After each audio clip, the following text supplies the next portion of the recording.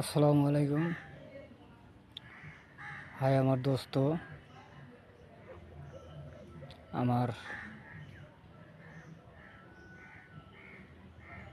মা এবং বন্ধুসকল, আইসকল, বাইদেউসকল, মানে আমাৰ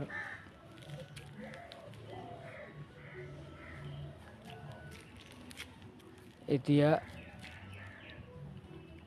কেইটামান আমাৰ বন্ধু বা ফেচবুকাৰসকল সিহঁতে আমাক কৈ আছে ফোন মাৰি কিনে যে ভিডিঅ'বিলাক বেছি ভাল নহয়।